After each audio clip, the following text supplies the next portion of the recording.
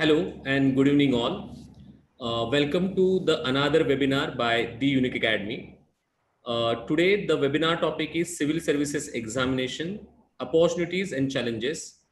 The speaker of today's webinar, Honorable Tukaram Jadhav sir, Director, The Unique Academy. But before going to start this webinar, I request all the viewers, all the students and their parents to check the description box of this video for the detailed upcoming demo lectures and various schedules of different batches. Uh, the webinar will be conducted for 1 hour and then the question answers will start. I request all the students to put their questions in the description box below this YouTube live in a live chat box. My colleagues and my other faculty members definitely address those questions, and selected questions will be addressed to Honorable Tukaram Jadhav sir at the end of this webinar. So again, good evening all and welcome to this another webinar by The Unique Academy, Civil Services Examination, Opportunities and Challenges. I request Tukaram Jadhav sir to take the charge of this webinar. Thank you, sir. Yes, thank you, Harshal sir. I hope I'm audible. Yes, sir. Okay, thank you once again. Let me extend a very warm welcome to all the viewers, students and parents, my colleague. As Harshal sir rightly pointed out, today's seminar is going to be around the topic called as Civil Services Examination, Opportunities and Challenges. Before I start with the discussion of the webinar, let me just share a few words as far as the Unique Academy is concerned. The Unique Academy was founded in the year 2006, formally speaking, and since its foundation, the Academy as an institute has been undertaking so many initiatives, such as, I'll just point out the most important initiatives. The first one is regular classroom teaching for both UPSC Civil Services Examination as well as the MPSC Civil Services Examination. And besides that, there are a number of other examinations which are also dealt with through the initiative called as the regular classroom teaching. Number one. Number two, as part of the regular classroom teaching, we have been providing a quality material which is quite updated, which includes in turn all the current and contemporary events. All of you must be knowing the very important nature or one of the important aspects of the civil services examination, that is the current and contemporary aspect. So we have been helping out students by making the notes pertaining current and contemporary topics part and parcel of the regular classroom teaching. Number two. Number three, which is very, very important, that is rather critically important, answer writing practice and the practice sessions in terms of the test series, whether it is for the preliminary examination or for the mains examination, and even at the level of interview. In order to help out our students who get through the mains examination, we have been organizing something called as the mock interview sessions as well. So practice happens to be one of the critical part of the preparation for civil services examination.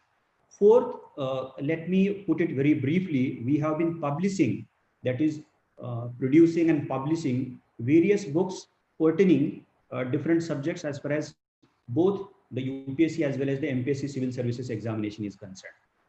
Last but not the least, we have been conducting free seminars, okay, and webinars in order to spread the awareness about the civil services examination. And I think we can look at today's webinar as part of the same process. That is one thing.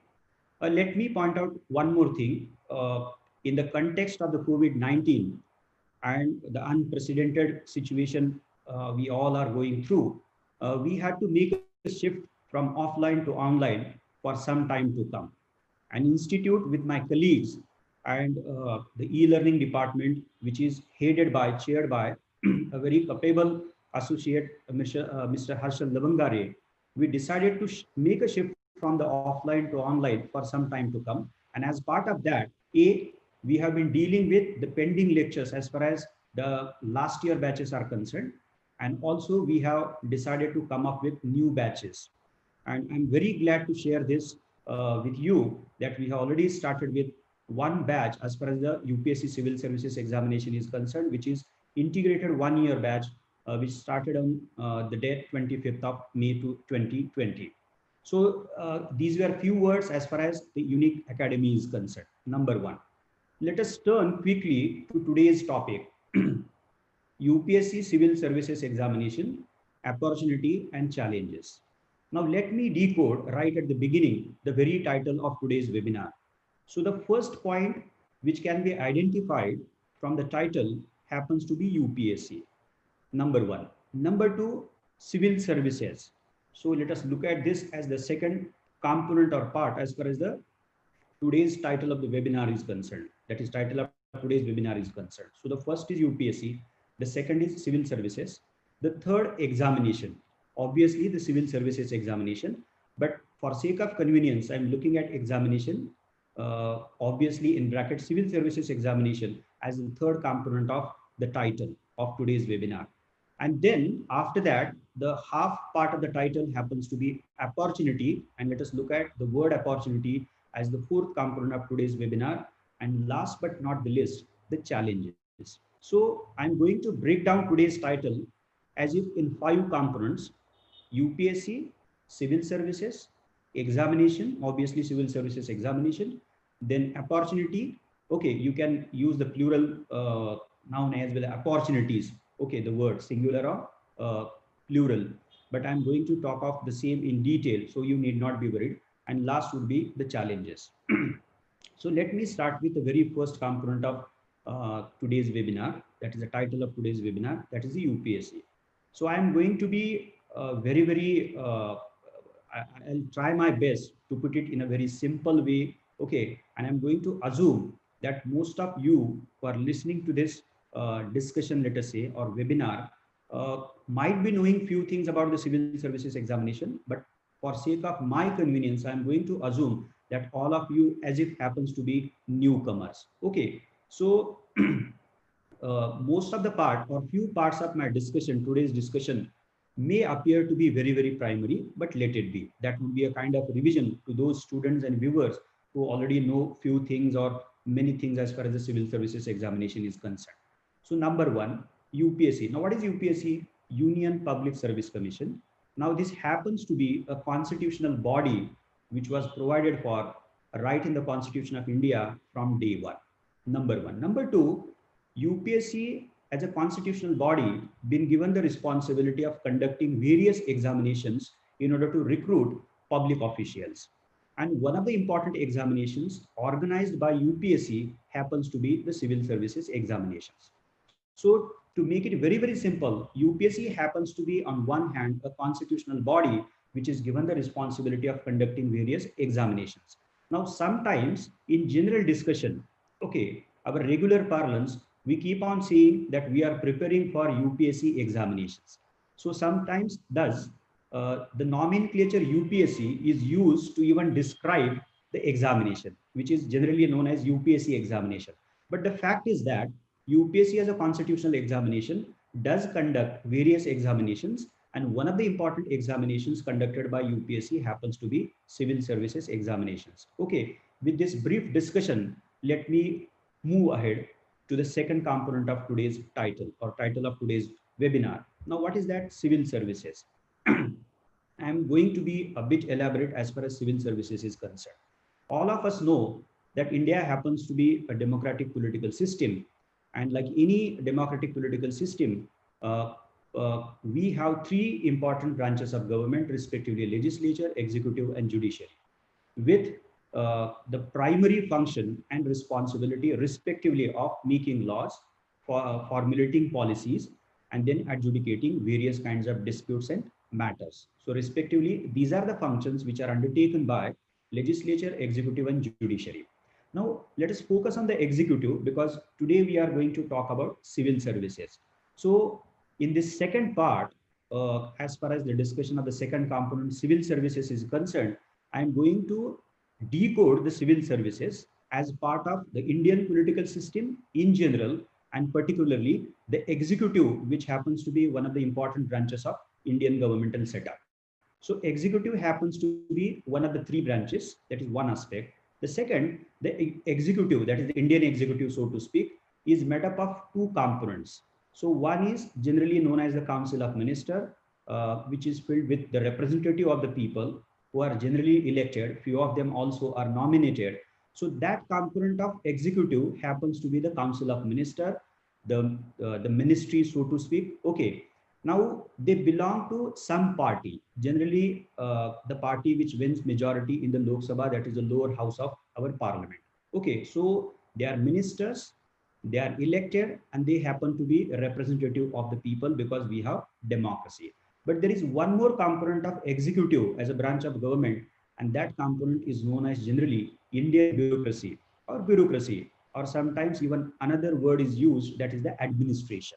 Okay, so one is the Council of Minister and the other is bureaucracy slash administration.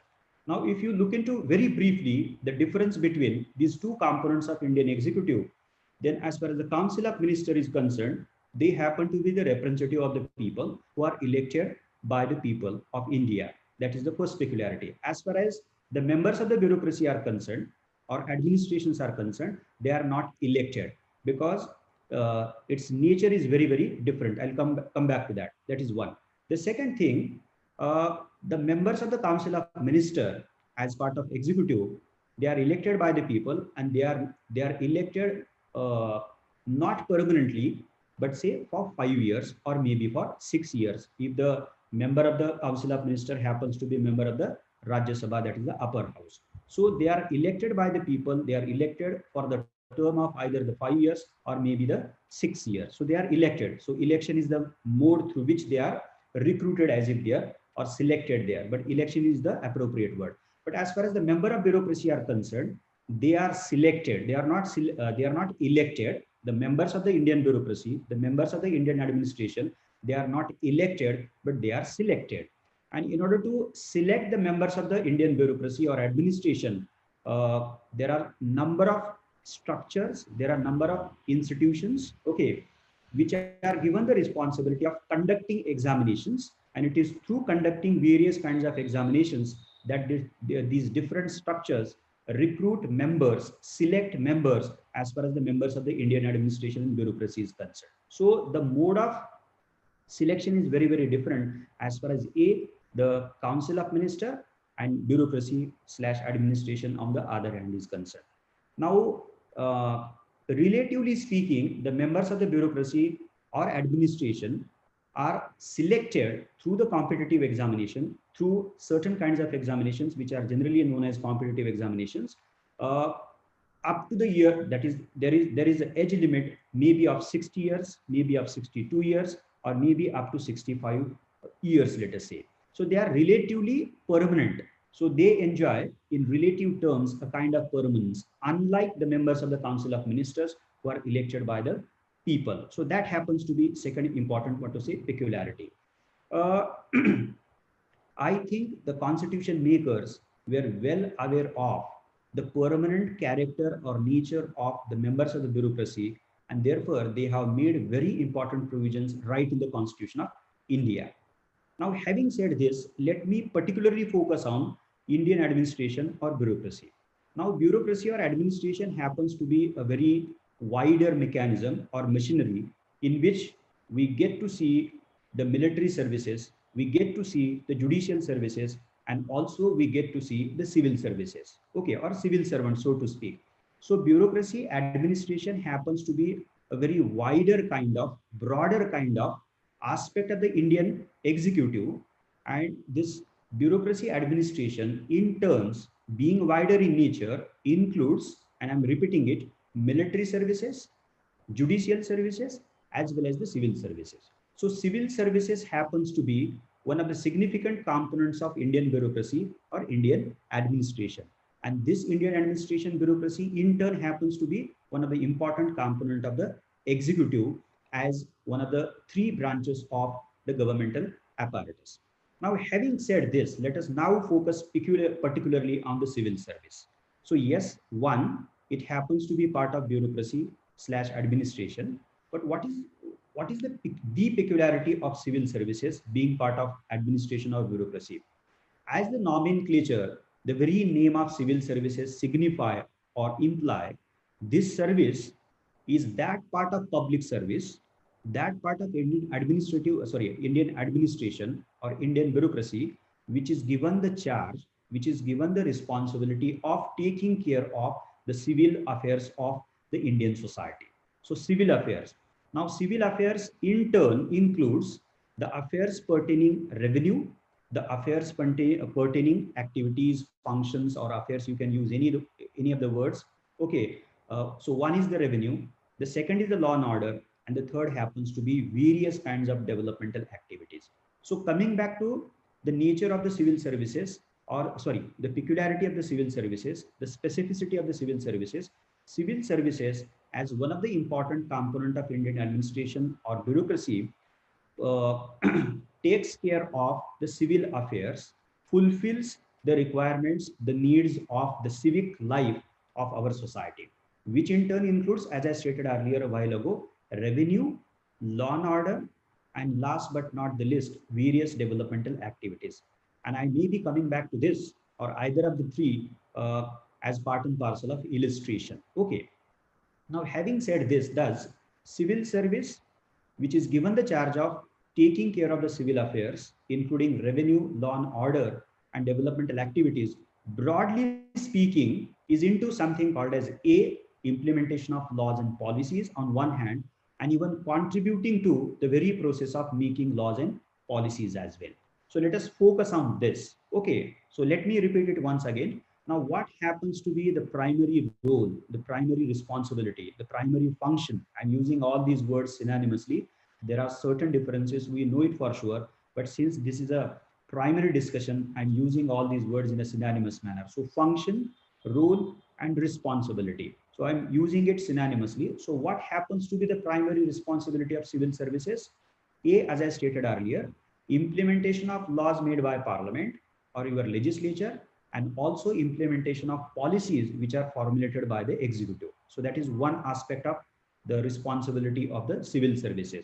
And second important aspect of their responsibility, constitute even contributing importantly through various ways to the process called as making laws as well as formulating or formulation of policies.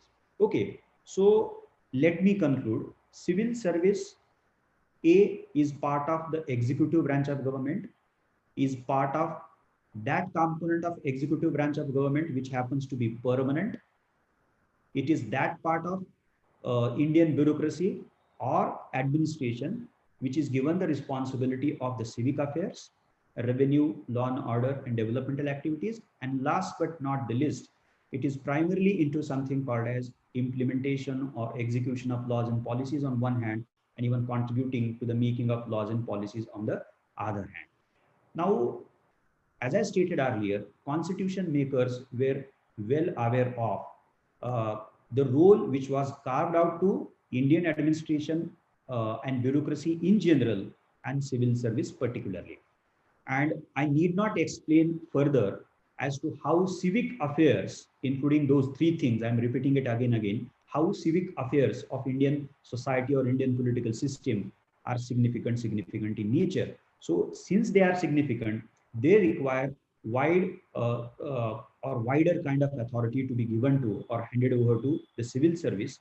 And therefore, constitution makers sought to it or sought to ensure that the selection of the civil service or the members of the civil service need to be ensured in a very transparent, responsible, autonomous manner.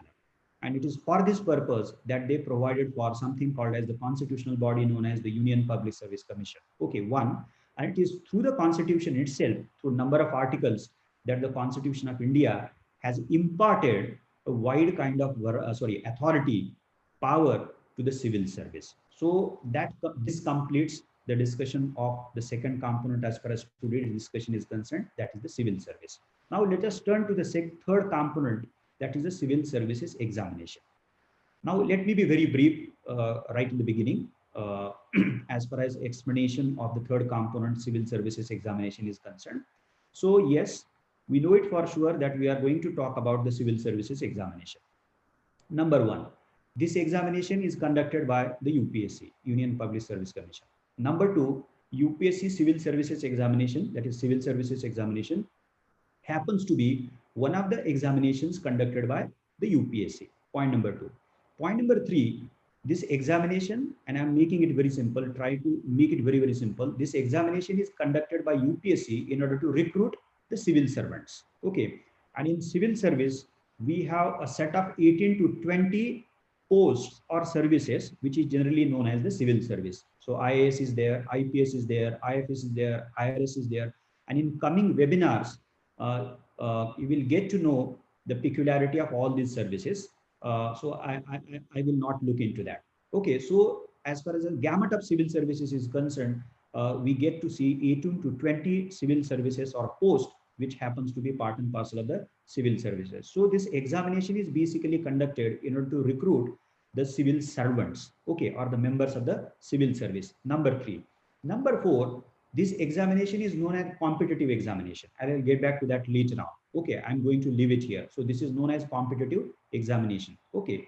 4th, this examination is conducted, broadly speaking, and I'm putting it in a very general manner. This examination is conducted in 3 phases, in 3 stages. So the first stage is the preliminary examination. The second is the mains examination, and the third happens to be the personality test. Okay, and I'm going to be very, very brief as far as explaining the structure or the nature of civil services examination is concerned. So prelims happens to be the first stage in which we have 2 papers known as general studies, and the second paper happens to be civil services aptitude test. Number 1. Number 2, both the papers enjoy equal weightage respectively of 200 marks. Point number 2. Point number 3, UPSC has given syllabus of both the papers very briefly, maybe in 6 or 7 lines, okay, or sentences, so to say. Number 4, however, if we compare both the papers, then the GS, that is the paper 1, stands out as the paper because the CSAT happens to be a qualifying paper. Okay. So whether a candidate is going to get through the prelims ultimately depends upon the score he or she is going to obtain as far as the GS is concerned, that is the GS paper 1 is concerned. Okay.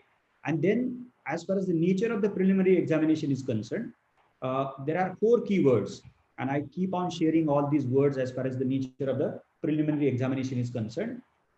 Which are those 4 words? The first word is, it is objective in nature.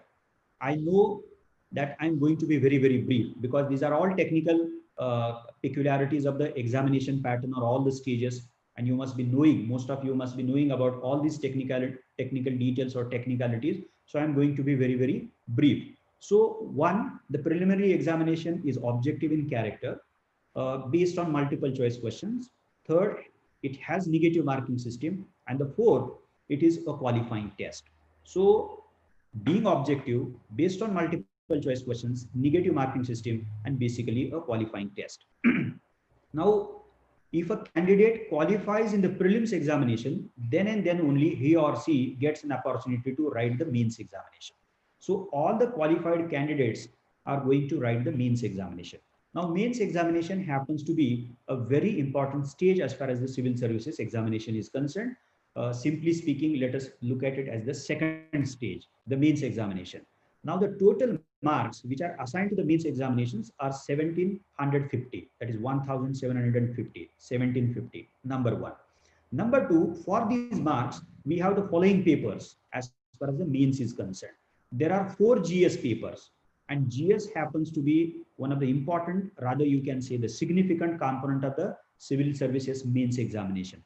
There are 4 GS papers, respectively 1, 2, 3, 4, and each paper carries equal weightage in terms of 250 marks. So 250, 250, 250, 250, 1000 marks for the component called as the GS.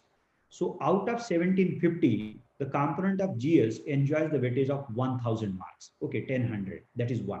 Besides the 4 GS papers and the component of GS, which happens to be major component of mains examination, there is second component called as the optional paper. You have to choose one optional from the basket given by the UPSC as your optional paper, and you are free to choose any of the optional which is from the basket which is provided by the UPSC. Now, one optional, and again this optional is divided into 2 papers, paper 1 and paper 2. Say for example, you have history, then you will be having paper 1 of history and paper 2 of history. and similar would be the case of every other optional. And each paper would carry the weightage of 250 marks. So 250, 250, 500. So the second component of the mains examination, known as optional paper or subject, carries the weightage of 500 marks, so 1500. And then comes the third component as far as the mains examination is concerned, it is essay paper. So in essay paper, you have to choose two topics or subjects, and then you have to write essays on those two topics in the time span of 180 minutes, that is the 3 hours. And essay paper carries the weightage in terms of marks 250 marks. So the tally comes to 1750 marks. So this is mains examination. Let me bring in one more aspect of the mains examination, one more component, so to say. There are two language papers which also happen to be part and parcel of the mains examination. One is the compulsory English, and the other is any of the Indian languages from the Constitution of India. That is, there are certain languages which are included in the Constitution of India, and from that basket, you have to choose any one Indian language as the Indian language paper. Both the papers, which are known as language papers, A, B, enjoy the weightage of 300 marks each.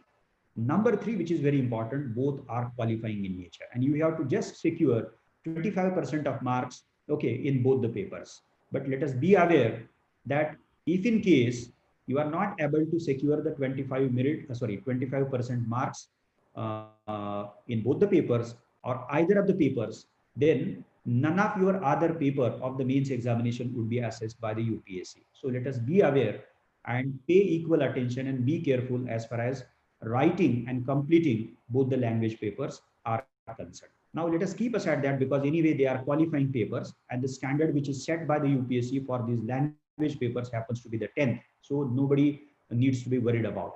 Coming back to the component of GS for 1000 marks, optional 500 marks, and 250 marks of essay. What is the nature of this examination? Okay, mains we are talking about. There is one word which is central word as far as describing the nature of civil services mains examination is concerned. It is written in nature. Written, that is, you have to write for number of questions in GS, optional, essay, so on and so forth. Okay, so it is written in nature. It is descriptive. Okay, so it is not objective, but it is descriptive, and you have to write for various questions which may be part of whatever papers we have in the UPSC mains examination, that is the civil services mains examination. Now, 3 things stand out as far as the mains examination is concerned, and they may seem very primary, but let me share or point out those 3 things. Number 1, reading question is very, very important, like any other examination. And in this examination particularly, reading question becomes very, very important. That is, reading question carefully, that is comprehending the demand of the question becomes critically important, because if in case we go wrong, okay, we misunderstand any question, not able to comprehend the demand of the question, then we may end up answering the question in a wrong manner. We may deviate from the demand of the question, and that may not benefit us. Okay, it is likely to take a heavy toll as far as our score or tally up score in the mains examination is concerned. So let us be very, very careful when it comes to reading, understanding, and comprehending the demand of each and every question is concerned. Okay, so that is one thing.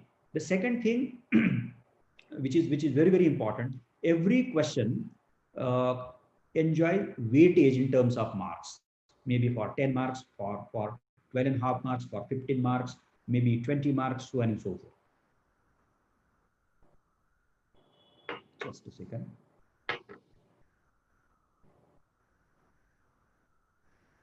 Sorry. So weightage enjoyed by each and every question in terms of marks need to be paid equal attention to. Okay, so the weightage in terms of marks happens to be the second thing as far as the mains examination is concerned. And third, which is very important, that is equally important, that is the word limit. That is, for every question, a word limit is mentioned by UPSC right in the question papers, right there in the question papers. Okay, so that word limit has to be always kept in mind while answering each and every question, be it part of GS, then optional, or maybe essay. So reading the question appropriately and getting to the demand of the question, okay, in a precise manner, being aware of the weightage in terms of marks, and the third, the word limit, being equally aware of the word limit. Okay, now let me conclude the discussion of the mains examination. Now, what is essential for the mains examination? Understanding, there is no doubt about that. Understanding is essential for prelims, understanding is essential for mains examination, and so is the case of, or would be the case of, the personality test. So understanding happens to be a common thread in terms of ability which is required at every stage of the civil services examination. But one thing stands out as the peculiarity of the mains examination, and you must have taken the hint. And what is that? The ability to write very effectively. Okay, the expression, the presentation, the writing, whichever word you want to use.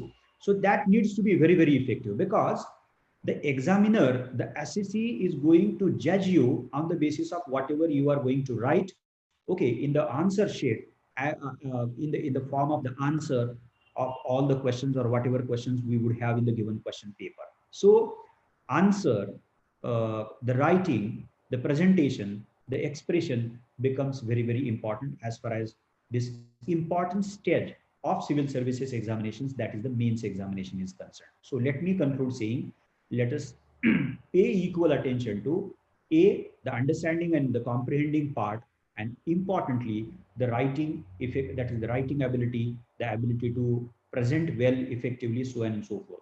And anyway, I'm going to get back to this skill later on. And then comes the last stage, which is known as the personality test, that is the interview.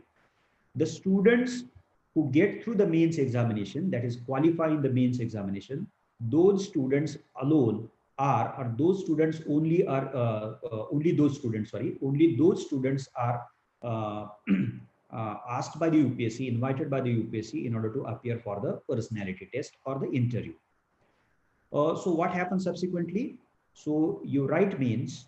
If in case you get to the mains, you are going to get the chance to appear for the personality test. You end up giving your personality test, and then what happens? One fine day, the final result is declared by the UPSC, and then you come to know whether you are there in the final list or the not.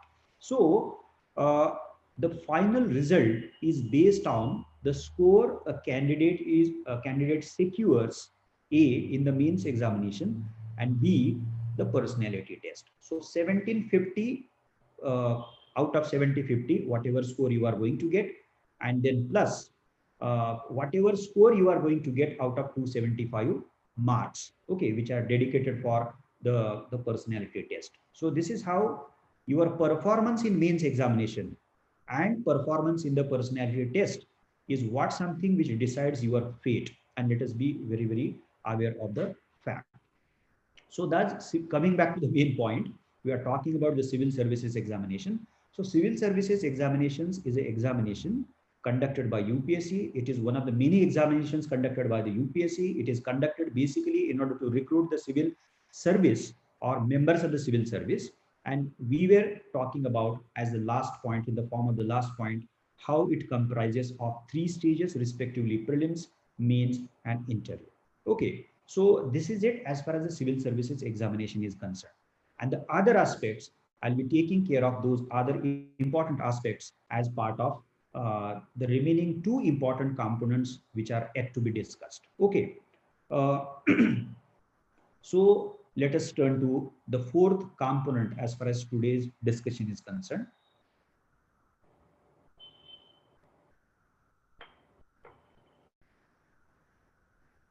Sorry. Opportunity. Okay. And as I stated right in the beginning, I'm going to decode opportunity with its various aspects. So let me put it simply that civil services examination offers us an opportunity which is multi-dimensional, multifaceted in character. Now let me point out each of the dimension or each of the facet. The very important one. Now, what is the qualification as far as the civil services examination is concerned? Simply speaking, any graduate of any stream is qualified to write the civil services examination. So this happens to be the first and foremost aspect of the opportunity which is offered to us by the civil services examination. Okay, Now, what is that? Let me repeat it.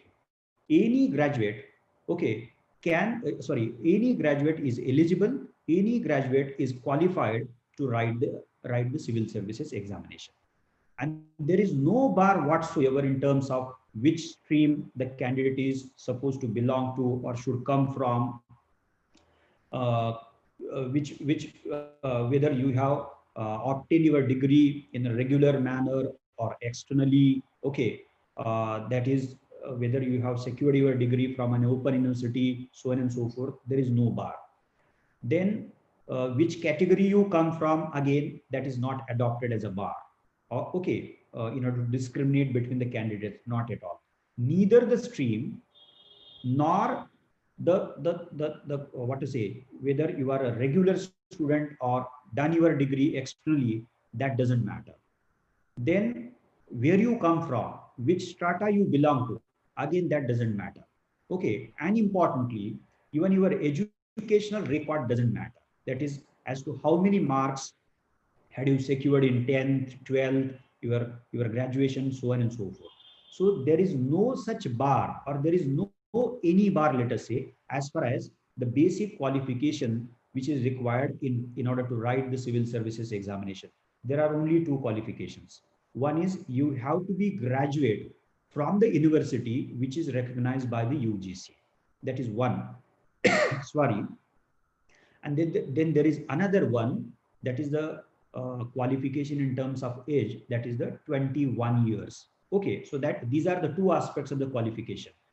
Uh, Besides these two aspects of qualification, no other qualification is required as far as writing civil services examination is concerned. So this is one aspect of the opportunity.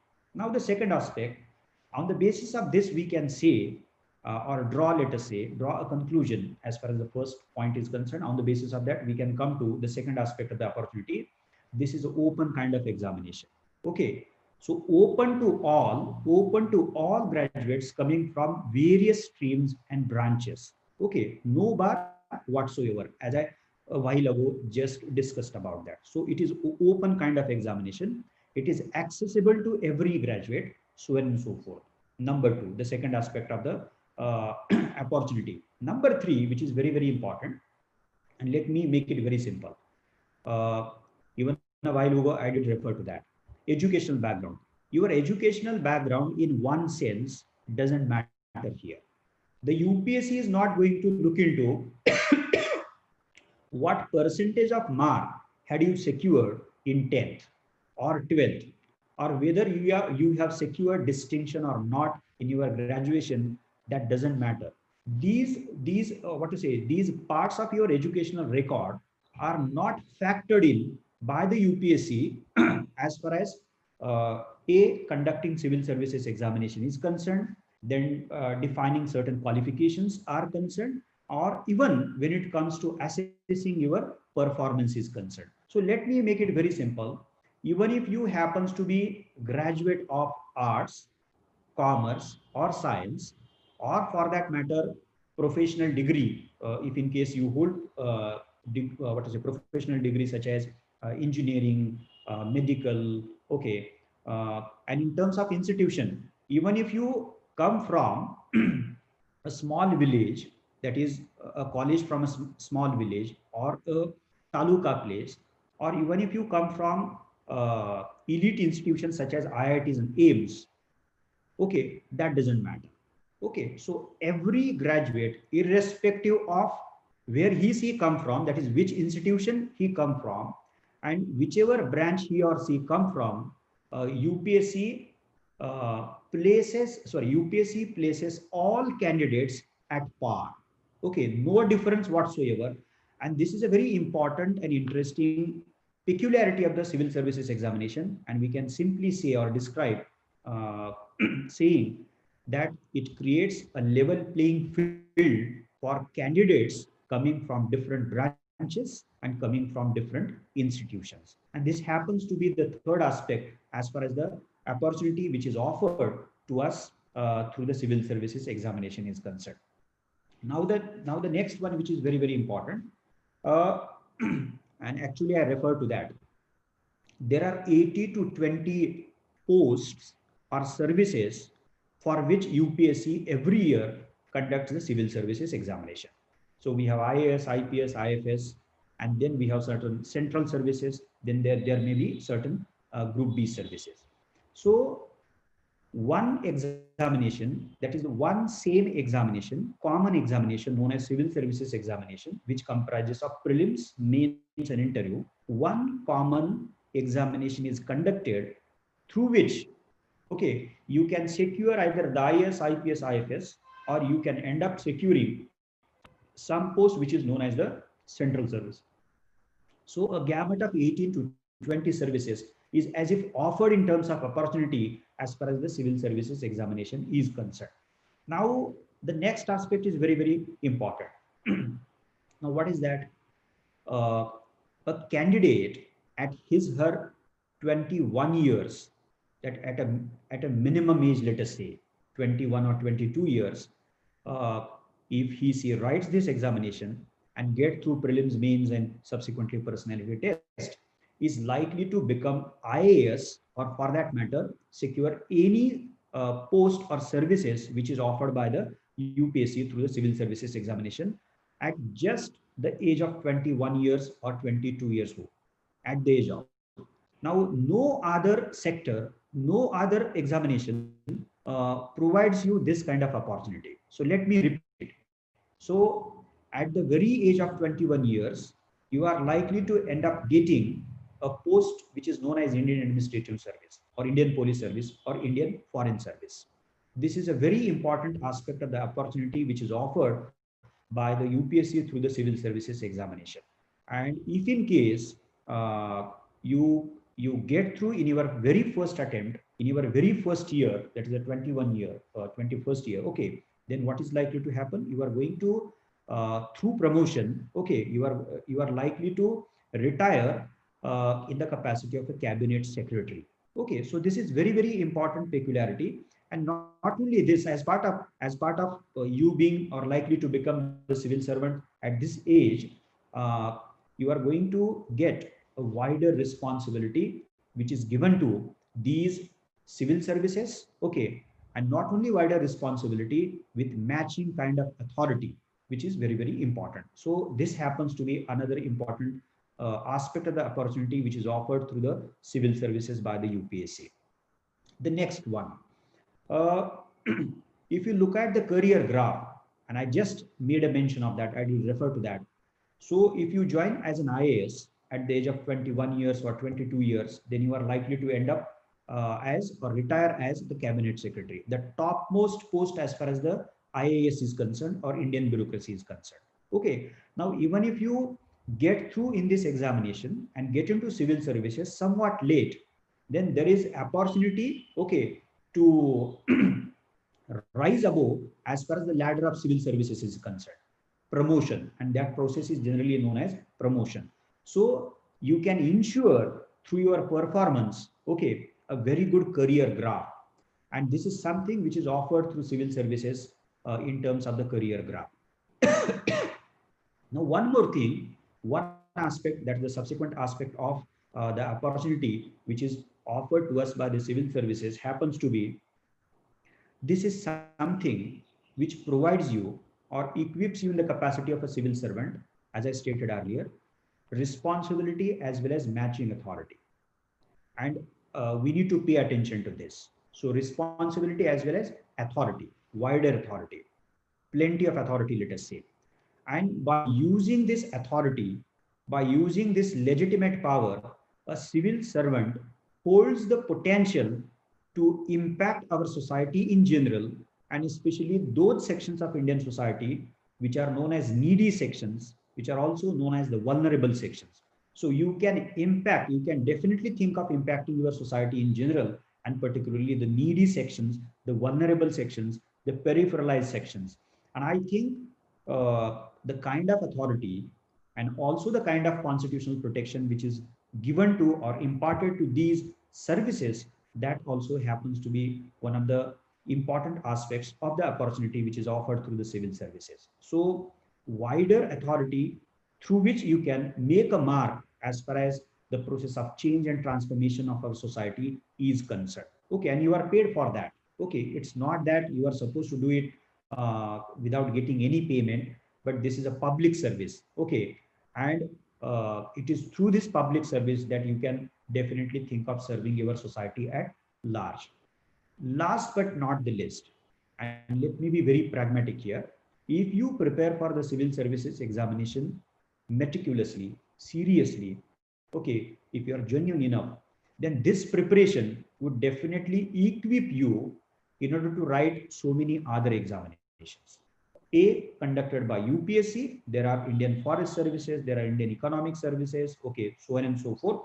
Then there are examinations which are conducted by UPSC in order to recruit the Provident Fund commissioners. You can think of writing examinations which are part and parcel of the RBI, then the entire banking sector, so on and so forth. So pragmatically speaking, the preparation of this examination and the kind of strategy, method, and the process you go through as part of preparation for civil services examination, that equips you, that empowers you to the level or to the extent that you can easily think of going for writing other examinations also pertaining to different sectors of our society.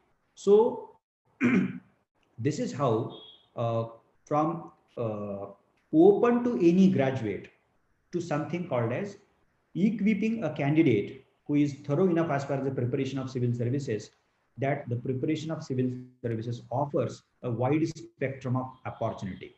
So this is it as far as the explanation of the fourth aspect of our component of today's discussion is concerned. And now let me turn to the last aspect, that is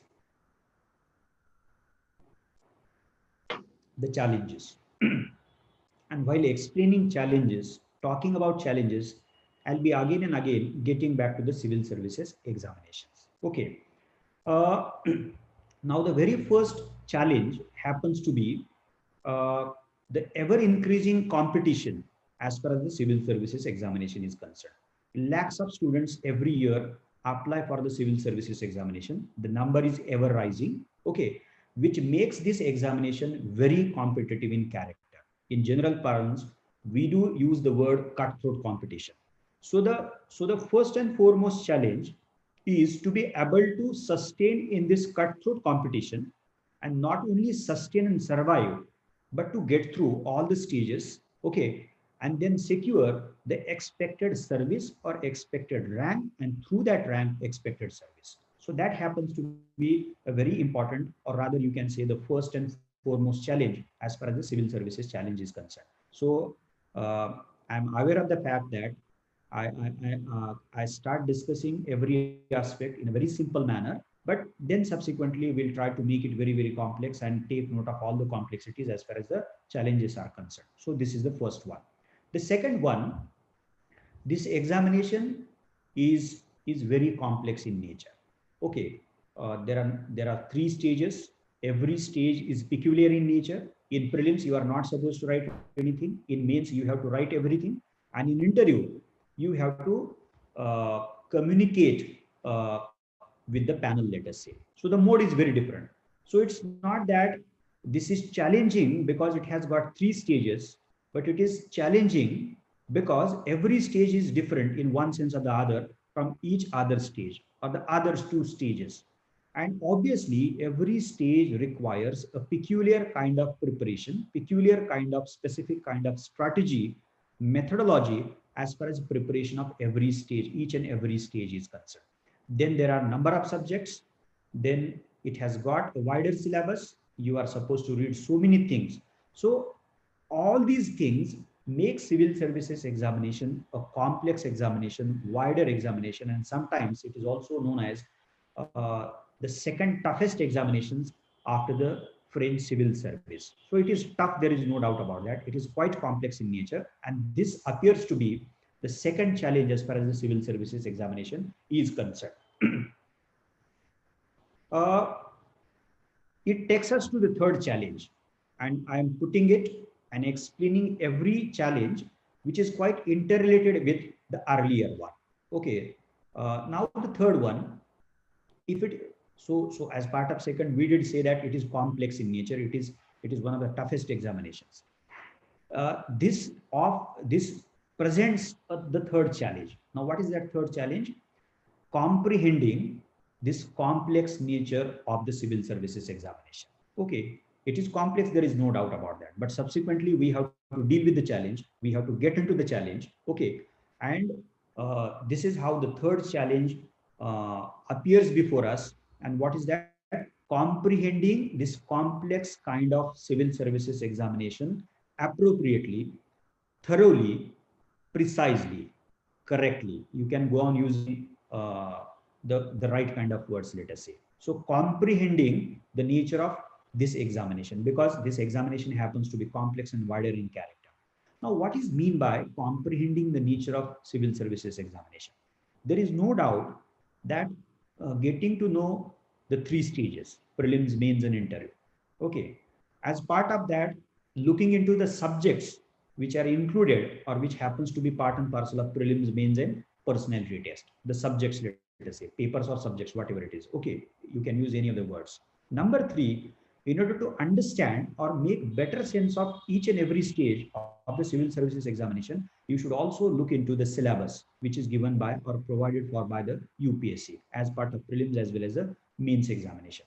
Number three. Now, number four, if you really want to comprehend the nature of the civil services examination, then you should also look into or undertake one more process. And what is that process? All of you must be knowing about that. You must have taken a hint. What is that? Looking into the earlier question papers of the UPSC. So as far as the present format of UPSC prelims is concerned, that format began in the year 2011. And as far as the mains format of the present civil services examination is concerned, the present format, that began in the year 2013. So for prelims, you can start looking into the question papers from 2011. And for the mains examination, you can start looking into question papers from 2013. So looking into earlier question papers, reading those question papers very carefully, twice, thrice, and making a point to revisit the earlier question papers again and again at various stages of your preparation becomes very, very important. And this is in the terminology of competitive examinations. Most of you must be familiar with the terminology that is called as question paper analysis. Okay, now let us keep aside the analysis as a complex word, but looking into question papers, reading those question papers carefully. Now this would serve a twofold purpose. Now one is, we know the papers, we know the subjects, we know the syllabus, but it is only going through the earlier question papers we will get to know as to what kind of questions are asked on so and so subject, let us say, or each and every subject. So that is one purpose which can be served through looking into or reading the earlier question papers. The second important purpose which is likely to serve and which is important, I'm using the word important. The first is also important, the second is also important. Okay, what is that? It is through going through earlier question papers, reading them again and again. Okay, you would be in a position to, or you can develop an ability to anticipate the questions which are likely to be asked by the UPSC. Now, anticipation, let us keep aside that. Let me make it more simple. Okay, what is that? You would be in a position to formulate questions, frame questions on your own. Now, that ability can be acquired only through only by going through the earlier question papers. Now, reading is important, revising is important, that is, the revision is important. The other stuff is very, very important as part of your preparation. But going through the earlier question papers and also looking into, going through earlier question papers, okay, simultaneously, once you start the preparation, that is reading and revision, so on and so forth. So the earlier question papers are going to equip you or acquire the ability to think of questions which are likely to be asked, okay, formulate questions which are likely to be asked on your own. And that ability becomes very, very critical as far as the mains examination is concerned. Now, just think for a while. If you have achieved this ability, you would start formulating or anticipating questions and formulating questions. And then subsequently, you would do what? You won't stop here. You would immediately and subsequently start answering those questions, or at least preparing frames of, or the pointed format frames of the questions in terms of the answers, let us say. So taken both of them together, this habit, this instrument or this process, let us say, as far as the preparation for mains examination, even both for prelims as well as the mains examination, this habit would help you a lot. So let me go get back to the first sub point, that is comprehending the complex nature of the civil services examination means looking into the three stages, the subjects and papers, the syllabus, and we were talking about the question papers, the earlier question papers. And then would come a very important aspect of the preparation. Okay, and that would be to have at one's own disposal the reliable reference list. And whenever we think of a reference list for the civil services or to be utilized for the civil services, there are three things in the basket. One is the NCERT books. Okay. The second is the standard book, one or two maybe for each and every subject. And the third, newspapers on one hand, and maybe few journals on the other hand. So NCERT as the basic stuff. Number two, the reference books, the standard reference book, compulsorily one or maybe two in respect with certain subjects. And the third important would be one or two newspapers or some journals, let us say, maybe magazines, let us say, or maybe a weekly like selectively EPW, okay, or maybe frontline selectively, so on and so forth. So a reference, that is having a reliable list of reference list, becomes very, very important. One should have at one's disposal, and that would definitely help you in chalking out the plan of action, let us say. Okay, so this is how you can at primary level get into the process of understanding and comprehending the complex nature of the civil services examination. Now, let me be very clear. Let me clarify here that even if you undertake all these stages I just talked about, you won't be in a position still to make sense of every minute aspect of the civil services examination, because this would help you at a primary stage. But the other aspects, that is, you would come to know about the other aspects, other complexities, get hold of those once you start preparing, actually preparing for the civil services examination, because this is ultimately a process. And you must have heard here and there that I started preparing for the examination, that is the civil services examination, but it did take 2 months, it did take 3 months to get hold of the nature of the examination and how to prepare for the examination. So it may happen, it is likely to happen. So we will have to be very, very patient, a bit patient as far as getting hold of the examination is concerned. So let me clarify saying this. I just shared few important processes which needs to be undertaken in order to deal with the challenge of comprehending the complex nature of the civil services examination is concerned. Now the last challenge, and I'm going to be elaborate as far as the last challenge as far as the civil services examination is concerned. So let me repeat it. I'm going to be quite elaborate as far as explaining the last challenge, that is the fourth challenge pertaining civil services examination is concerned. Sorry. Now what is that? Okay, we did comprehend the complex nature, or at least let us say that we began the process of comprehending, understanding the complex nature of the civil services examination. So the process got started, the beginning of the process. But beginning of the process. Eventually, you would get to know that, not eventually actually, even before you start or get started as far as the preparation of the civil services examination is concerned. What is that? You must have heard, you must be aware of the same thing, okay, that this examination requires a certain set of skills, certain set of abilities, certain set of capabilities. I'm using all these words synonymously for sake of convenience. So this examination, that is the preparation for this examination, requires a certain set of skills, certain set of abilities, certain set of capabilities. So abilities, let us use that word, abilities and skills. So the fourth challenge seems to be developing, that is inculcating, developing the essential required kind of abilities, that is the set of abilities and skills. So this happens to be the fourth challenge which a candidate is generally confronted, is likely to be faced with as far as the civil services examination is concerned. And for sake of convenience, this fourth challenge in terms of developing various kinds of abilities and skills can be classified into two categories. So category A, the general skills and abilities which are required, okay, in order to better prepare for the civil services examination. And the category B would be the specific particular kind of skills which are required as far as preparation of civil services examination is concerned. Okay, so let us not forget that we are basically talking about the fourth challenge. And what is that challenge?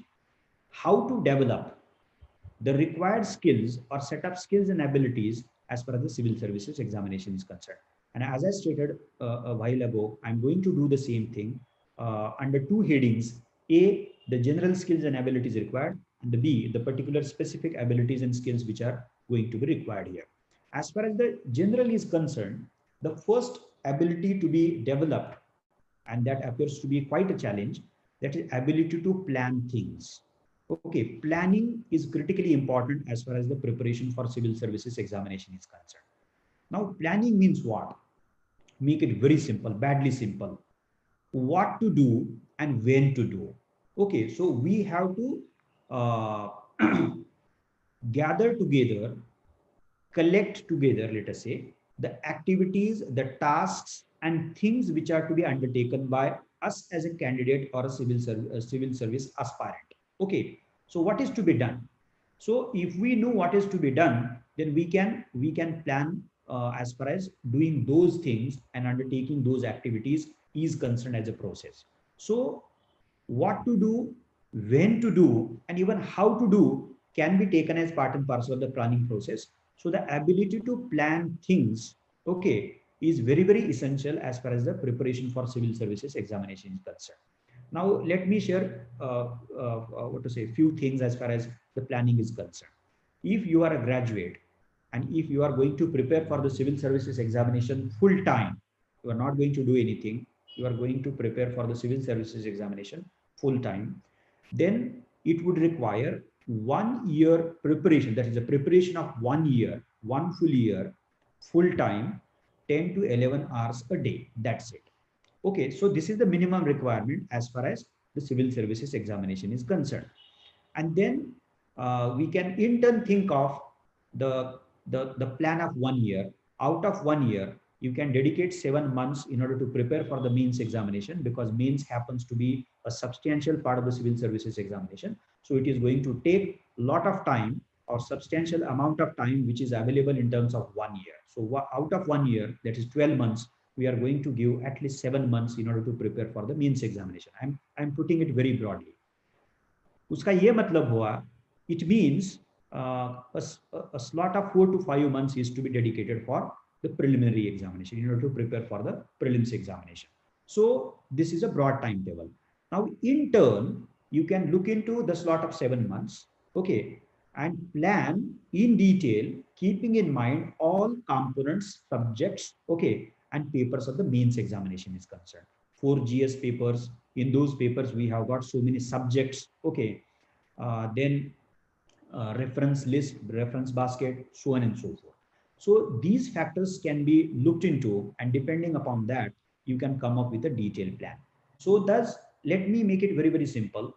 Planning is very important, and planning can be done by a candidate if he is well aware of the civil services examination, at least the subjects, at least the papers, at least the syllabus, at least the question papers, and at least importantly, I'm using at least so many times, but these are all important components, the reference list. Okay, so this primary understanding of the civil services examination or understanding about the civil services examination can definitely help you in evolving the ability to plan things appropriately. So that is the general. Number two, the decision making. Even few of you may say that we can take decision making or include decision making in the process plan, but I have separated it as the second part of the general category of those abilities and skills is concerned. So the ability to take decision, or the skill of taking decision. So decision making skill is very important. Now, what is mean by decisions? Okay, or decision making ability, what to do again. Okay, what to do and when to do. Again, it overlaps with planning. We know it for sure. But let us take one example. You plan a thing. Okay. For example, you picked up one reference. You gave 10 days in order to complete that reference, and you start reading. So uh, today is the 10th day. You are going to evaluate or assess your what? The preparation. And you got to know on the last day, that is the 10th day, that you are not in a position to complete the reference book. Now here what to do? Should I continue the reference and finish, say, even if it is going to require 2 or 3 or 4 more days, or what else to be done? This is very simple example, but this is how at different levels and stages of your preparation, you will have to go for from simple decisions to quite critical decisions, let us say. So decision-making ability is quite required as far as preparation for civil services examination is concerned. Number 3, okay, you are supposed to undertake various kinds of efforts as far as preparation for civil services examination is concerned. Efforts, but these efforts need to be regular efforts. You have to have, or you have to maintain continuity as far as the effort is concerned. Effort can be understood in any manner, but let us take it or look at it as a gamut of efforts. Okay, reading, writing, revising, so on and so forth. Okay, so the gamut of effort need to be regular in character. Okay, regularity has to be maintained by you. Continuity and consistency has to be maintained as far as whatever efforts you are going to undertake as far as the preparation is concerned. Okay, the fourth, I would say again, internal set. So we get to hear that in order to prepare for this examination, we need to be self-confident. It requires a lot of confidence. Okay, you have to have always positive attitude. Then you need to be patient. Okay, so on and so forth. There are so many related abilities and skills, let us say, and I'm looking at all these things in terms of skills and abilities. There is no doubt about that. So let us include all these, that is self-confidence, positive attitude, perseverance, patience, okay, hard work, so on and so forth in one basket, and look at it as the fourth ability or skill needed in order to prepare for the civil services examination. Now, how to ensure of self-confidence and positive attitude? There can be two possible answers, and we can seriously think about that. Number one, your decision to prepare for or to turn to something called as civil services as a career needs to be a well thought out decision. The decision has to come from within, and you are the one who should think through, look into all the aspects of the civil services examination, and then after thinking through and looking into whatever opportunities, challenges, complexities, problems, you look into every aspect, think through, and then you come to a conclusion. So the decision has to be yours. And in connection with this, there is something which is very, very important. So whenever you think of looking at civil service as a career, and then subsequently when you start preparing for the civil services examination, there is something at play or likely to play a very important role, that is the motivation. That is what makes you to think of civil services as a career option. So the motivation matters a lot, and that motivation also should come from within. External things can help us in keeping us always motivated, but external things beyond the limit can't help us. So the motivation as far as turning to civil services as a career option is concerned, motivation in order to prepare for the civil services examination is concerned, that motivation needs to be internal one. It should come from within, and that would definitely help you in ensuring whether it is self-confidence, whether it is positive attitude, whether it is patience, whether it is perseverance, so on and so forth. So if your motivation happens to be strong enough, positive enough, and let us use the appropriate word, constructive enough, and if it has come from within through a well thought out process, then that would definitely help you in ensuring and having in place the abilities and skills such as self-confidence, perseverance, so on and so forth. Now, let me come back to the last general set of abilities or skills. Now, what is that? Self-evaluation. Okay. As I stated earlier, as part of preparation for the civil services examination, you need to go for, that is, you need to undertake various kinds of efforts. Lot of efforts are to be undertaken by you. Okay, but every effort need to be at regular interval assessed or evaluated. Okay, you can evaluate your every effort on daily basis, let us say on weekly basis, let us say on fortnightly basis, let us say on monthly basis. So two processes should go parallel. So one primary fundamentally important process shall subsequently begin or shall begin would be the preparation. Okay, so you got to know about the examination. You chose one subject in order to prepare for the same. You selected one reference, so on and so forth. You planned for it, and then you started actually reading for the same. So your actual preparation got started, let us say. So that is one thing. But the other thing, the simultaneous thing, the parallel thing, which needs to be ensured of, which needs to be undertaken by every aspirant, is evaluation. And self-evaluation would help you a lot. Okay, A, which is very simple, in assessing whatever you are doing. Okay, simply speaking. But then that assessment through self-evaluation would help you in ensuring something called as in common parlance use the word exam oriented study.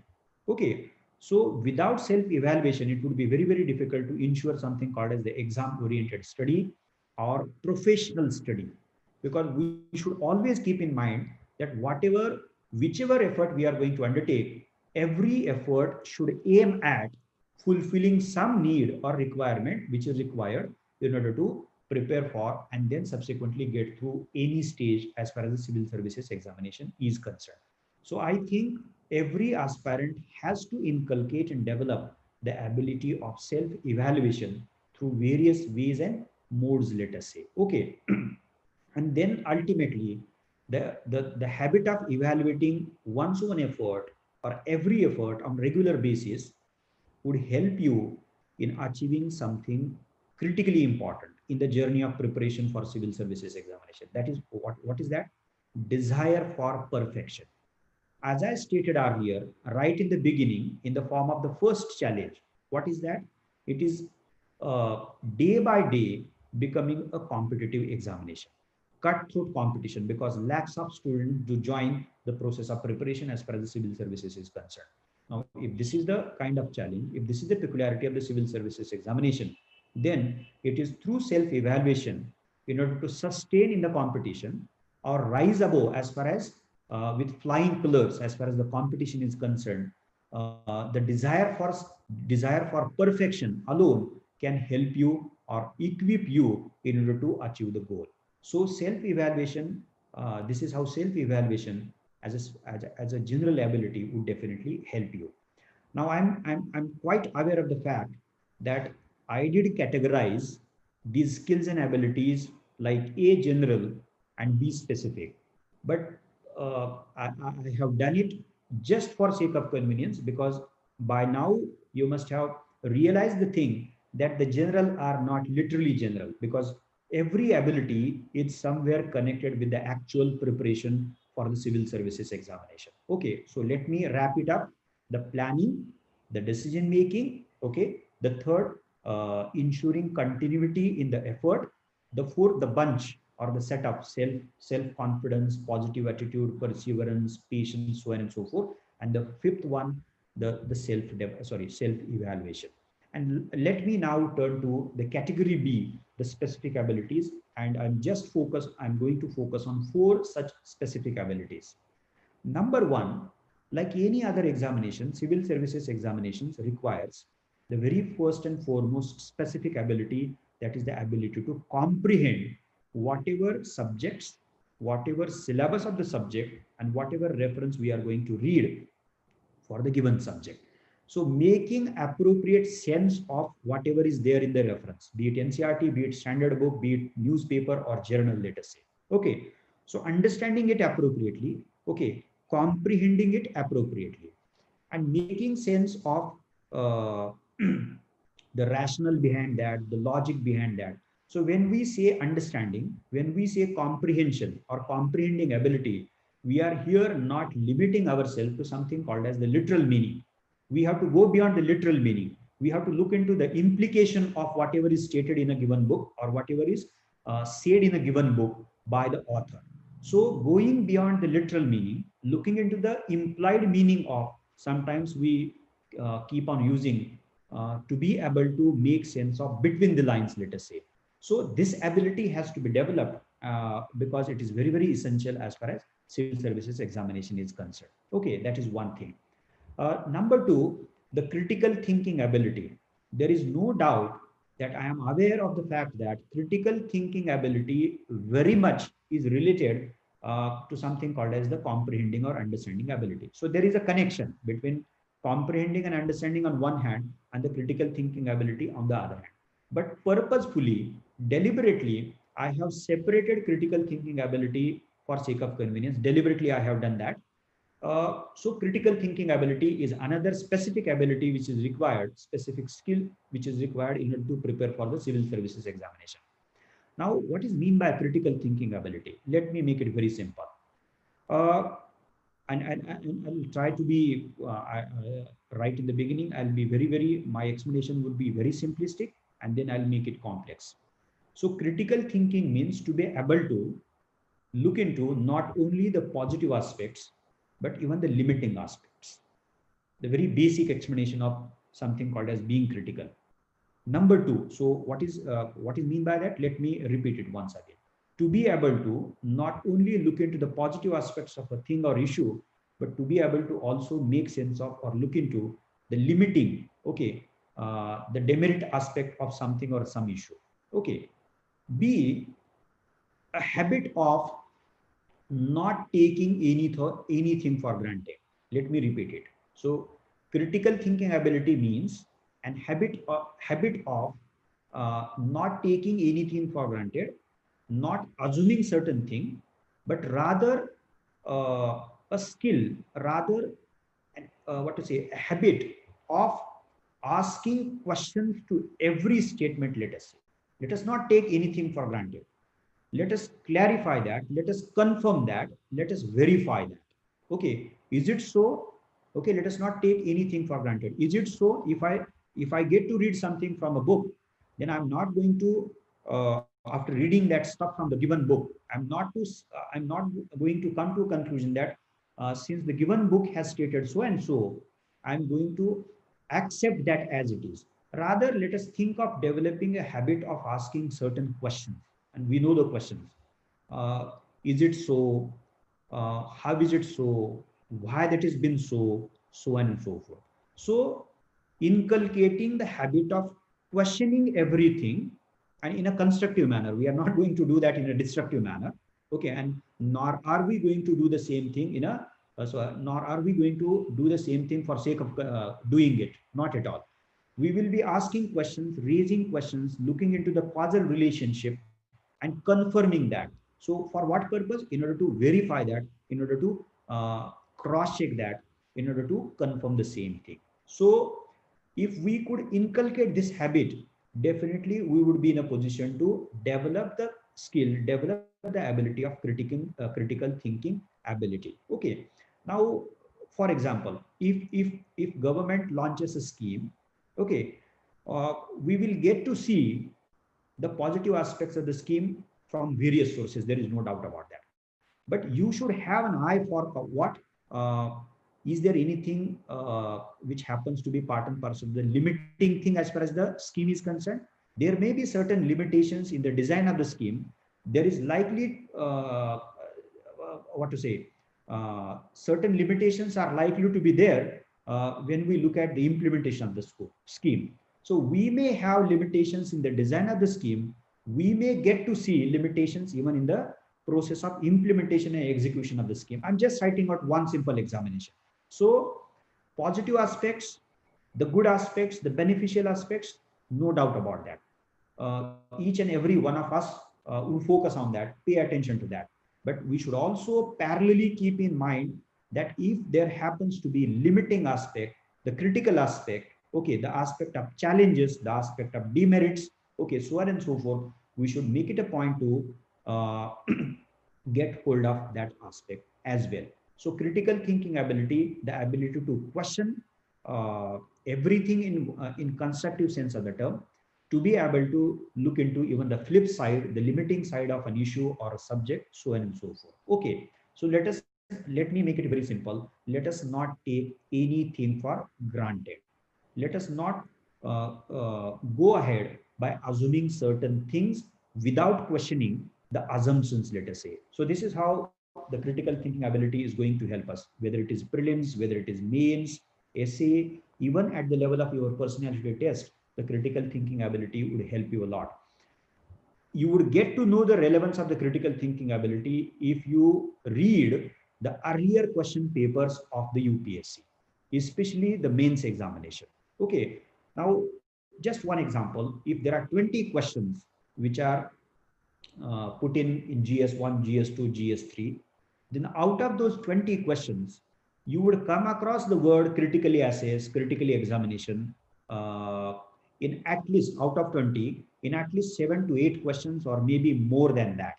So if this kind of ability is expected by the UPSC, and UPSC wants to cross check that ability, whether the candidate is able to think in a critical manner, then that ability needs to be developed right from the beginning, let us say. So that's the second thing. The third thing, and this is very specific. This ability is very specific to one stage in the civil services examination. We know it for sure. That is the means examination.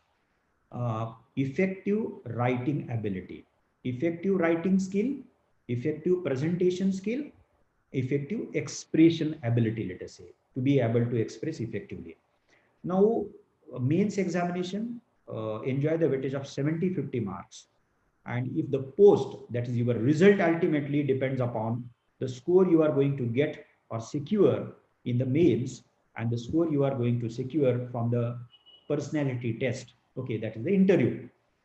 And you can tally 70-50 and then, sorry, compare 70-50 on one hand and 275 marks on the other hand.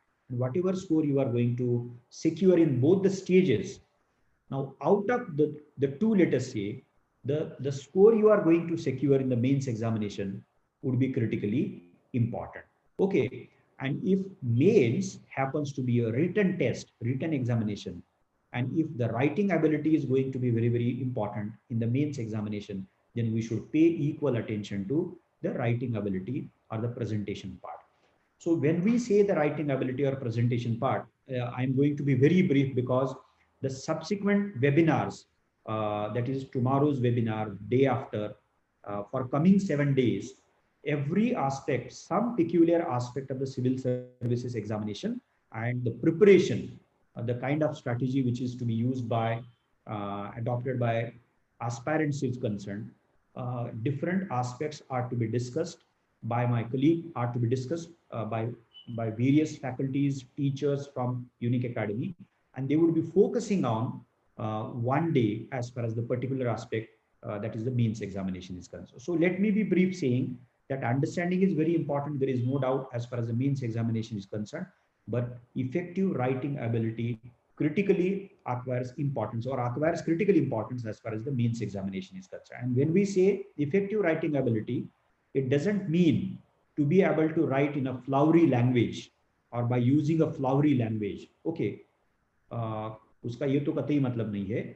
Effective writing skill means to be able to come up with grammatically correct sentences, using appropriate words, terminology, to be able to maintain flow as far as each and every paragraph and part of one's own sentence is concerned, to be able to bring in right kind of references in terms of scholars, in terms of experiments, models, examples. And then ultimately to be able to evolve answer which A, fulfills the demand of the question, sorry, B, within the what word limit which is prescribed by the UPSC, okay, 2, and 3, it also caters to the or deals with something. This is a very simplistic thing, a very simple thing. That is, while doing that, you have always kept in mind the weightage enjoyed by the given question in terms of marks, let us say. So writing का कतई मतलब ये नहीं होगा कि आपको बहुत ही flowery language में लिखना है. The effective writing skill means you can follow simple language, but the language should be very precise, should be full of appropriate words. You should be in a position to maintain the flow as far as your argument is concerned, and then fulfilling to be able to fulfill the needs and requirements of each and every question. Okay, so writing skill, effective writing skill is very important. There are two ways of improving that or ensuring of that ability. One is, and these are the general answers or general ways of ensuring the inculcation of that ability, development of that ability. One is you will have to read continuously a lot of stuff which happens to be a quality stuff. So a quality reading, that is reading of a constant continuous reading of a quality material, would definitely help you in evolving, developing effective writing skill. That is one way. And the other way, actually the writing practice on daily basis, on continuous basis, let us say. So if you keep on reading on regular basis, relentlessly, continuously, good stuff, quality stuff on one hand, and on the other hand, simultaneously, parallelly, if you follow the practice of writing certain things on daily basis, maybe in terms of, to begin with, making notes, and then once you finish a chapter, you will pick one question on the same and try to write the answer. It may be the case that you are not satisfied as far as the first draft of your answer is concerned. Okay, you keep it aside, go for the second draft. Maybe you may need the third draft. So after writing 3 drafts, let us say, when you come to a conclusion, or if you come to a conclusion that this is something as of now seems to be best as far as my ability is concerned, so get it cross-checked. And then the teacher, the faculty would definitely help you as through assessment. And then you can take note of the feedback, the comments, and after taking note of those comments, you can improvise upon as far as your writing practice is concerned. So it is going to be a continuous process of practicing writing, let us say. So reading good stuff on one hand, and a continuous practice of writing in various ways and forms, let us say. That is how this would help you in inculcating the ability of and developing the ability of effective writing style. And the last one, which is specific to the interview, and I'm going to be very brief: communication. So interview happens to be an oral format, or a panel of 5 to 6 members interviews you, a candidate who has got through the means. Okay, and on the basis of detailed application form, that is your biodata, as if, let us make it simple, your personal information happens to be part and parcel of the DAF, detailed application form. And on the basis of that information filled by you, informed by you to the panel questions you, let us say. Okay, keeps on asking various questions and try to gauge whether you are the right kind of candidate as far as civil services is concerned, or civil service is concerned. And here in this format, so many other things are very important. There is comprehension is very important, understanding is very, very important. Okay, so a critical thinking ability, no doubt about that, so on and so forth. But in terms of skills and abilities, communication stands out as one of the foremost ability as far as the format of personality test or interview is concerned. So to be able to hear every question carefully asked by the panel members, think through, reflect on that, formulate one's own answer, and answering that in a moderate way, that is conveying one's own opinion as far as the given question is concerned. So this requires a very effective method of communication. But again here, communication doesn't mean to be able to use fluent language, whether it is English, Hindi, or whatever it is, because the language is not something the panel members would be looking for. But the panel member, the given panel would be more interested in knowing as to what is your understanding of various issues, what kind of approach do you hold as an aspirant, uh, whether you have whether you have thought through various aspects or not, uh, whether you have looked into not only the positive aspects, but you are also well aware of the flip side, the limiting side, as we were just discussing as part of the critical thinking ability. So the panel member would be more interested in the content of your answer. Okay, not the language. Language is very important. Language is important. Language is important. But if we compare the language to be used in order to or to be used for interview, one-to-one interview, on one hand, language, and the content of your answer on the other hand, I would prefer the content, and that is what the peculiarity of the UPSC panel. But communication is the ability which is to be paid attention to, which is to be developed by each and every aspirant. I think this is how certain general abilities and certain specific abilities are required as far as the preparation for civil services examination is concerned. Just to conclude my discussion, as part and parcel, as last part, uh, see, this civil service is a public service. Uh, it is going to be a 24/7 service. Okay, it requires something called as public spirit on part of each and every public servant. It is also known for something called as the public responsibility, but appropriately speaking, public accountability. And since this is a public service, and since civil service being public in nature is to be accountable to the public at large, you are going to face certain challenges, and at times you may have to go through a process of pressure or interference, let us say, by the representative of the people, because that is what their primary job would be. Okay, and on the other hand, even people at large, or maybe certain sections in whichever area or region and in whichever capacity would be working as a civil servant. So we need to be equally aware of the fact that we cannot imagine of fulfilling the responsibility of civil servant as a public servant without public pressure. So public pressure is going to be part and parcel of the civil service. Let us be aware of that. Okay, this is a very primary fundamental peculiarity of the public service, and therefore I stated earlier, uh, let us get essential information about the civil service. Let us also get essential information about the civil services examination, and let us also look into and get to know the kind of preparation which is required in order to prepare for the civil services examination.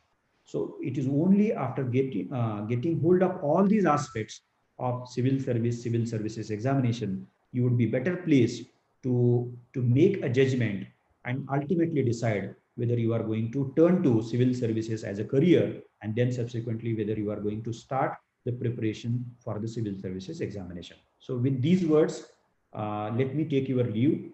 I'll stop here and I'll hand over the charge to Harshal sir. And if there are certain questions, let me take up those questions. Thank you.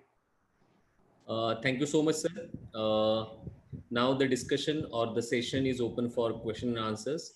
Many students have been asked the questions in a live chat box, and some of them are answered by my colleagues, Mr. Pankaj sir, then Praveen sir, Praveen Savan sir. They answered many of the questions which have been asked by students, but few of them will be addressed to Karam Jadhav sir. I will ask Pankaj sir to address those questions to sir. But before that, I request all the students or all the viewers or their parents to check the description box of this video for the different upcoming batches, different upcoming schedules and all. Tomorrow at same time, there is another webinar by Pankaj Vatte sir. It is on NCERT and reference books. So please note the time and date. And also I want to share the schedule for upcoming webinars conducted or scheduled by the Unique Academy. So on your screen, I guess you will find the webinar list and webinar topics, their details. Check the schedule and जो dates है या जो schedule है वो आप note down करके रख लीजिए ताकि आने वाले जो वेबिनार्स है वो वेबिनार्स आपके थ्रू मिस ना हो पाए. One more thing is that कि ओवरऑल यूनिक एकेडमी के थ्रू पिछले कुछ दिनों से अलग अलग वेबिनार्स का आयोजन किया जा रहा है. Different webinars are already on YouTube channel. So subscribe this YouTube channel and through that you will not able to miss the updates for the upcoming webinars, upcoming videos, upcoming schedules and batch details. So I request Pankaj sir, if any questions are there, then he can ask Tukaram sir. Hello sir, most of the questions were basic and technical and we have answered them in the chat box. Yes. But I would say that based on whatever has been asked, if you can talk briefly about 1 year and 2 year planning, that would be helpful. 1 year and 2 years planning for UPSC preparation. Okay. Briefly, sir, maybe. Briefly, very briefly. See, as I stated even in the discussion today, if you are a graduate and if you are thinking of writing this examination in 2021, you would at least get 1 year for your preparation. Am I audible? Harshal sir, am I yes, audible? Sir. Yes, sir. Yes, sir, you are audible. So you would require, so you would get a slot of 1 year, that is the 12 months. Okay. And as I stated earlier, you can divide this slot as I stated earlier, 7 months for mains examination and roughly 4 to 5 months for your prelims examination. So this is how you are supposed to go about as far as planning 1 year is concerned. Now, having said this, if we keep aside a slot of 7 months or maybe 8 months, let us say 7 to 8 months. So let me be very general or generic. So 7 to 8, once we dedicate a slot of 7 to 8 months for mains examination, then we can in turn come up with a detailed plan. But that requires a hold over or understanding of the mains examination. We know it for sure. There are 4 GS papers, and in each GS paper there are at least 2 subjects. So in GS1 we have history, geography, and we have one more. It is not that substantial in character as far as the syllabus is concerned, but there is one more, that is the third section in GS1, that is the Indian society. So in GS2 we have polity as a major subject, and then we have minor, maybe let us use that word for sake of convenience, the international relations. So in every GS paper, we have either 2 subjects or 3 subjects. So accordingly, you will have to plan the slot of 7 to 8 months, which is to be dedicated for the mains examination. But roughly, let me say this, as far as preparation for GS is concerned, you can think of dedicating 60 to 65% of your time slot for GS, and then the remaining maybe 30-35%, in some cases even the 40%, in order to prepare for your optional subject. So optional is for 500 marks, but the GS is for 1000 marks. So if you look at the weightage, okay, so that can be one factor. So this is how in turn you can come up with a detailed planning.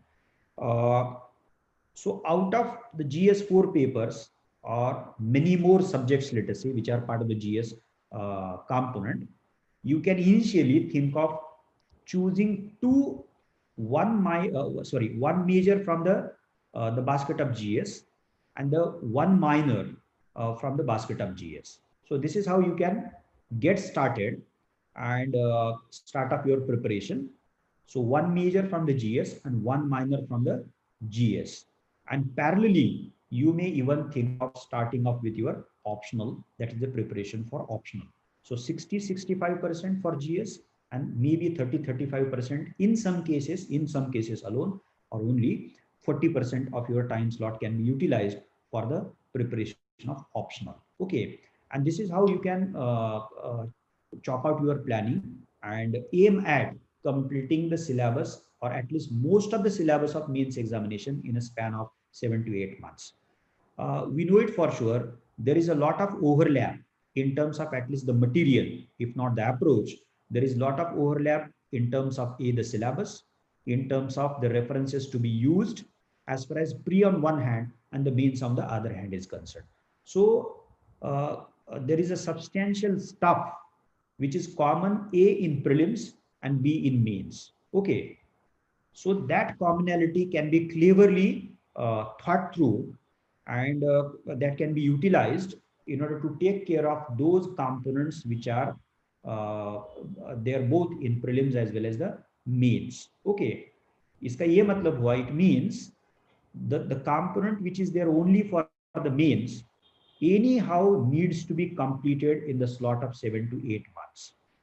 In other words, the component which is not there in mains and which is there only in the prelims is to be taken care of, not in the coming span of 7 to 8 months, but in the subsequent span of 4 to 5 months, which is to be dedicated for the preliminary examination. So if you are well aware of the mains paper pattern, the subjects, the syllabus, and the kind of question papers which are asked, as well as the references to be read, then you would be better placed to come up with a detailed plan as far as 1 year plan is concerned. So this is all about the time slot. But when we say starting of preparation, it would include reading all the references, right from NCERT to the current and contemporary events, revising the same thing, making micro notes, and then going for different formats of writing answers. So everything need to be part and parcel of your preparation as far as the mains preparation is concerned. And then subsequently for the prelims, again, you can come up with a plan for 4 to 5 months, divide into the GS on one hand, and some amount of time to be reserved for the CSAT on the other hand. So since the GS happens to be a critical element of the preliminary examination, the most of your time slot is to be reserved in order to prepare for the GS as a subject, let us say. Okay, and then in turn you can come up with a detailed plan as far as GS prelims is concerned. Okay, so this is how you can evolve your planning. But I would again say this is a process, and things are to be evolved constantly. By keeping a constant eye on one's own preparation, cross-checking one's own preparation, then and then only it is through this continuous process that you would be better placed to evolve that plan, follow that plan, make essential changes at subsequent levels as far as the planning process is concerned. Now you can extend the same plan if you think of 2 years. If you have 2 years in order to prepare for the civil services examinations, then straightway you can decide. Point number 1, let us go through all NCERT books which are prescribed for all GS subjects in a span of, let us say, 2 to 3 months or maybe 4 months as the first assignment. And once you go through the NCERT books, you would have a fair idea as far as all those subjects which are part of the GS component is concerned. And then after that, after completing NCERT reading, now I'm talking about those students who have 2 years. Okay, so first 3 to 4 months in general you can utilize in order to complete the reading of the NCERT, and then maybe after that you can choose one GS subject and then start again from the NCERT, and then look into the standard reference book of that GS subject, or whatever GS subject, whether it is polity, economy, so on and so forth. So you can come up with a long-term plan if you have 2 years in order to prepare for the civil services examinations. Let me share one thing, and I did refer to that right in the beginning as part of few words about the Unique Academy. All those undergraduate students, okay, who haven't completed their graduation, we have one interesting initiative in the form of, or in the format of 3 years integrated batch. Okay, so you can definitely think of that.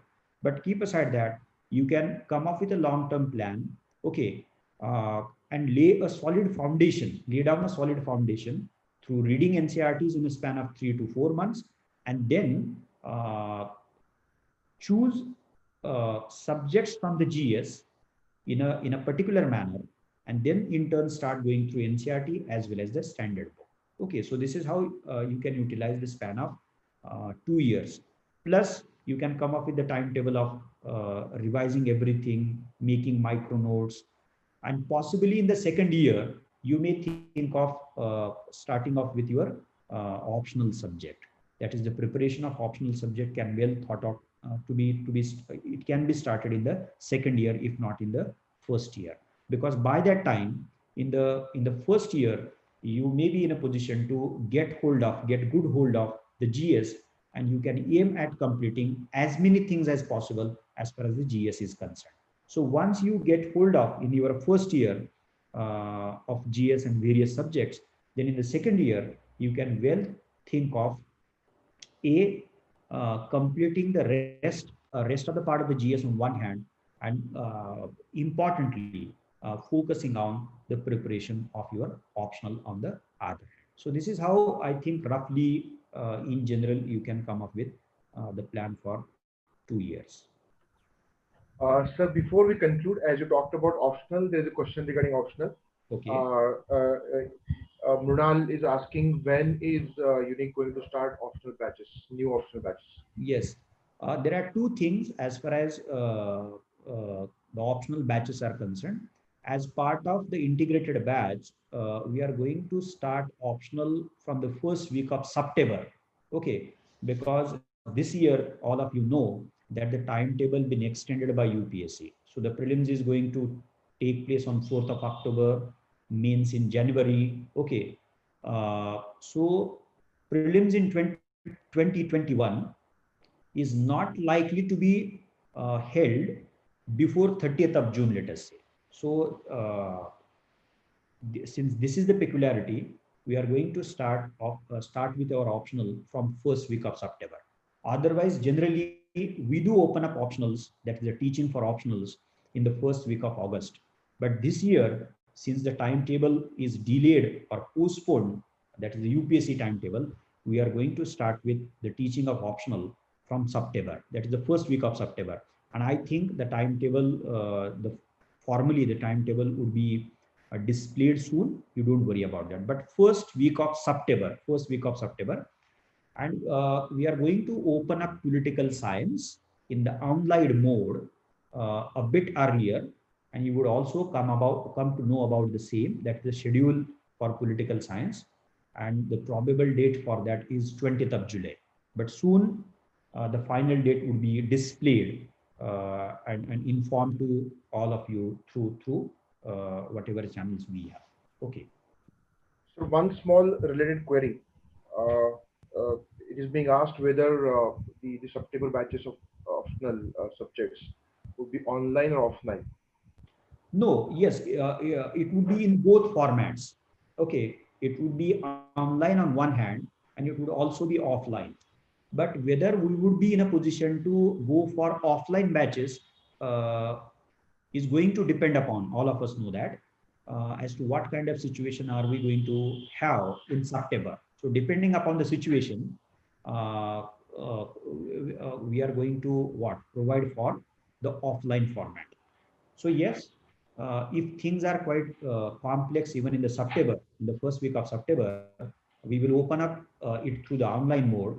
And if things subsequently get normalized, then definitely we will shift to something called as offline mode. So you need not be worried about that. One last question about batch. Anushree Gupta is asking, are there any more batches except July batch for English medium? Yes, we are going to come up with more batches. In August, we are going to come up with one more English batch, but the date is not finalized yet.